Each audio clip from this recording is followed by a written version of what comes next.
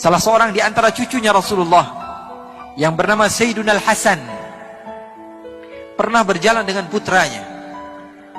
Di beberapa tempat dia berjumpa dengan orang pedalaman yang benci kepada keturunan Rasulullah.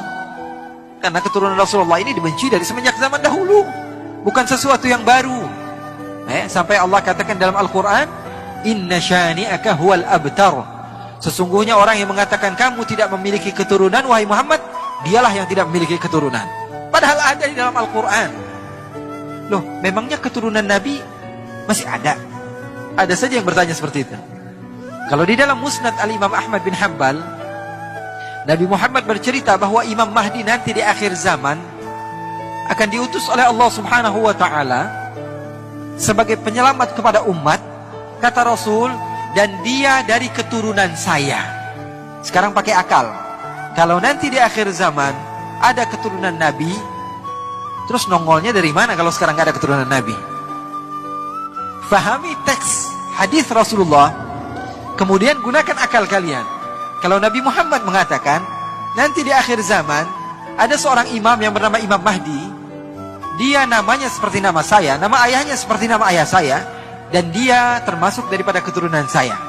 Kalau di dalam hadis dikatakan Imam Mahdi keturunan Nabi, munculnya dari mana kalau sekarang gak ada keturunan Nabi? Apa tiba-tiba muncul begitu lahir? Paham atau tidak? Oleh karena itu dakwah Ahlul Bait, keluarga Nabi Muhammad SAW, yaitu dakwah yang tidak mudah menyalahkan orang lain. Dakwah dengan salam, dakwah dengan damai, masuk kemanapun tempat, selagi mereka semua beriman kepada Allah, beriman kepada Rasulullah. Sekarang saya tanya, kalian beriman kepada Al-Quran atau tidak? Beriman kepada sunnah-sunnah Rasulullah atau tidak? Sama berarti, sama seperti yang lain-lainnya. Oleh karena itu sayang sekali kalau kita beriman kepada Al-Quran, beriman kepada sunnah Rasulullah SAW, kemudian kita jauhi sebagian ikhwan kita. Tidak.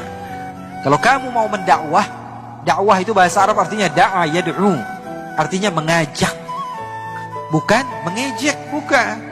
Dakwah itu mengajak, bukan mengejek. Pendakwah itu mengajak orang lain untuk menuju syurganya Allah Subhanahu wa ta'ala. Sayyidina Hasan suatu saat sedang berjalan-jalan, tiba-tiba ada beberapa orang yang datang dari luar kota Madinah mengejek Sayyidina Hasan. Dia bilang, "Hei, kamu ini orang zalim. Hei, kamu ini mengaku cucu Nabi tapi kamu tidak berakhlak. Kamu ini adalah orang yang fahish. Kamu ini adalah orang yang begini dan begitu." Diejek. Anaknya udah marah nih.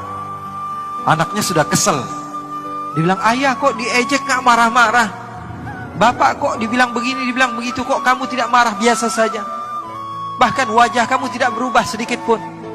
Apa kata Sayyidina Hasan?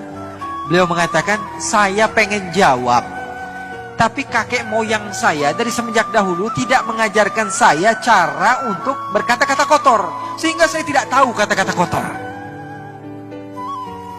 Untuk mengatakan sesuatu yang kotor saya tidak tahu, karena saya tidak diajarkan oleh orang tua saya." Subhanallah.